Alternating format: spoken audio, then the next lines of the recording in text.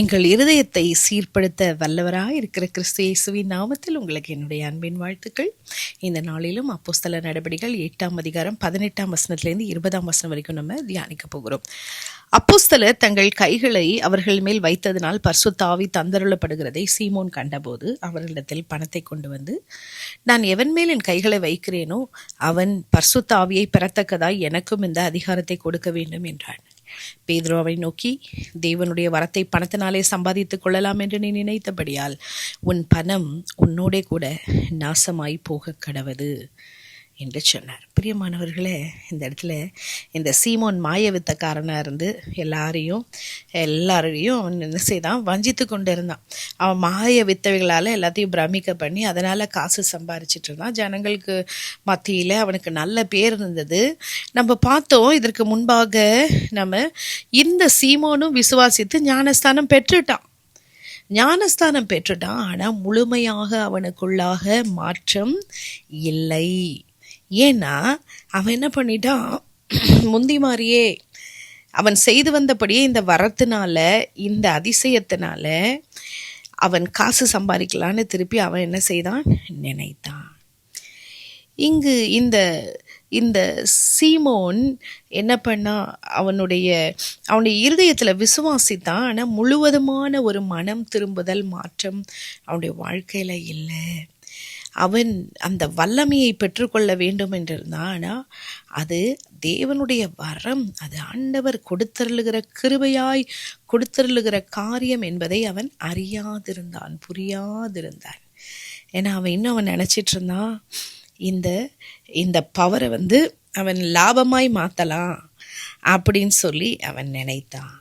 பரிசுத்த ஆவியானவரை அவன் சரியாக புரிந்து கொள்ளவில்லை. பரிசுத்த ஆவியானவர் அவர் நம்ம காசு கொடுத்து வாங்கிடலாம், கிருபையாக பெற்றுக்கொள்ள வேண்டும் என்று அவன் அறியாதவனாய் இருந்தான். இது எப்படி என்னத்தை நமக்கு உணர்த்துதுன்னா, ஒரு மனுஷன் இன்டலெக்சுவலாக அறிவுபூர்வமாக ஒரு காரியத்தை செய்ய முடியும், ஞானஸ்தானம் எடுக்க முடியும். ஆனால் அவனுடைய உள்ளம் இன்னும் மாற்றப்படாமல் இருக்க முடியும் என்பதை நாம் இங்கே கற்றுக்கொள்கிறோம். நம்முடைய வாழ்க்கையை நம்ம ஆராய்ந்து பார்ப்போம். நம்ம ஞானஸ்தானம் எடுத்துட்டோமா, நம்ம சபைக்கு போகிறோமா, ஊழியத்தில் இருக்கோமா, ஆண்டவருக்கு பிரியமாய் நம்முடைய இருதயம் இருக்கிறதா, இது எல்லாவற்றின் மத்தியில் உண்மையாகவே மாற்றப்பட்ட ஒரு இருதயத்தோடு நம்ம இருக்கிறோமா, எந்தெந்த காரியத்தில் நம்ம பரிசுத்த ஆவியானவருக்கு இடம் கொடுக்காம நம்முடைய வாழ்க்கை மாற்றப்படாமல் இருக்கிறோம் இந்த சீமோனை போல என்பதை இன்றைக்கு ஆவியானவர் நம்மோடு கூட பேசுகிறவராக இருக்கிறார். இந்த சீமோன் அவன் தேவனுடைய வல்லமையை தான் கண்ட்ரோல் பண்ணணும்னு நினைச்சான். எதுக்கு?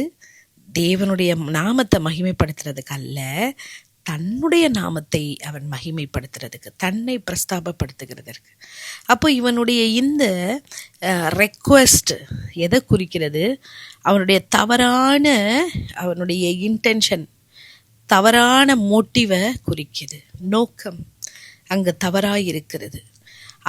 அவனுடைய ஸ்டேட்டஸ், பவர் தான் அவனுக்கு முக்கியமே தவிர அவனுடைய உண்மையான ஆவிக்குரிய மறுரூபமாக்கப்படுதலில் அவன் கவனம் செலுத்தவில்லை.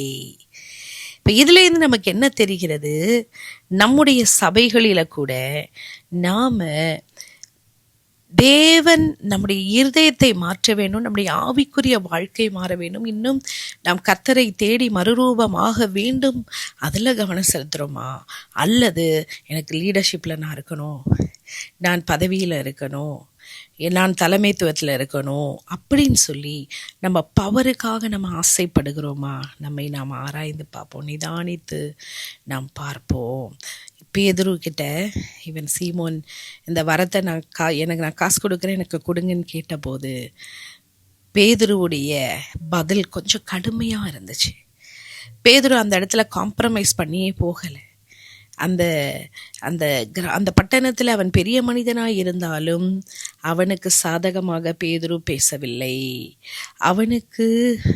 அவனுக்குடைய மனசு ரொம்ப இனிக்கிற போல் அவன் பேசவில்லை. சத்தியத்தை சத்தியமாக சொன்னான். உண்மையை, அவனுடைய மனநிலைமையை பேதுரு அழகாக எடுத்து அங்கே சொல்லுகிறதை நம்ம பார்க்கிறோம். இதுலேருந்து நம்ம என்ன கற்றுக்கொள்ளுகிறோம்? நம் மனிதனை பிரியப்படுத்துகிறது அல்ல, தேவனை பிரியப்படுத்துகிற ஒரு வாழ்க்கை வாழுவதே ஆண்டவர் விரும்புகிறார். பரிசுத்த ஆவி ஒரு வரம், அது ஒரு பணம் கொடுத்து வாங்கக்கூடிய ஒரு பொருள் அல்ல. இது தேவனிடத்திலிருந்து நமக்கு இலவசமாய் வந்தது.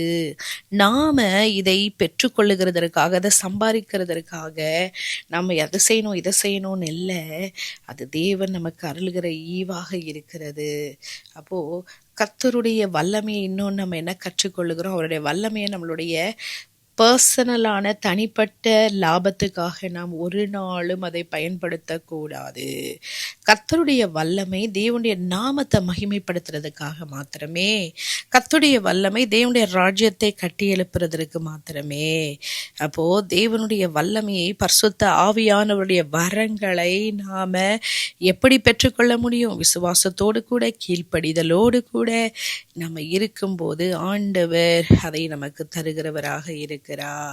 இப்ப தேவனோடு கூட நம்முடைய உறவு எப்படி இருக்கணும்? நெருக்கமாக நம்முடைய இருதயம் மாற்றப்படுகிறதுல நம்ம கவனம் இருக்கும்போது கர்த்தர் நம்முடைய வரங்களினால, வல்லமையினால் அவர் நிரப்ப உண்மை உள்ளவராயிருக்கிறார். நம்முடைய வாழ்க்கையில கூட உண்மையாய் அவரை சேவிக்க, உண்மையாய் பரிசுத்த ஆவியானவரிடத்துல நம்ம வரங்களை கீழ்ப்படிதலோடு பெற்றுக்கொள்ள, நம்முடைய இருதயத்தின் நினைவும் நம்முடைய மனதில் மோட்டிவும் சரியாக இருக்க, உண்மையான இருதயத்தோடு கூட தேவனை நம்ம ஆராதித்து தொழுது கொள்ள, தாழ்மையில் இருதயத்தோடு கூட கர்த்தரை தேட, அவருக்குள்ள நிலைத்திருக்க, வளர கர்த்தர் நமக்கு உதவி செய்ய முடியாது. அவரை நோக்கி பார்ப்போமா? எங்கள் அன்பின் தெய்வமே, இந்த நாளிலும் கர்த்தாவே, நீர் எங்களோடு கூட பேசி நம்முடைய வார்த்தைகளுக்காக நாங்கள் நன்றி சொல்லுகிறோம். ஆண்டவரே, எங்களுடைய இருதயத்தின் நினைவுகளை நீர் அறிந்திருக்கிறீர். எங்களுடைய ஆண்டவரே இன்டென்ஷன், மோட்டிவ் என்ன என்பதை நீர் அறிந்திருக்கிறீர்.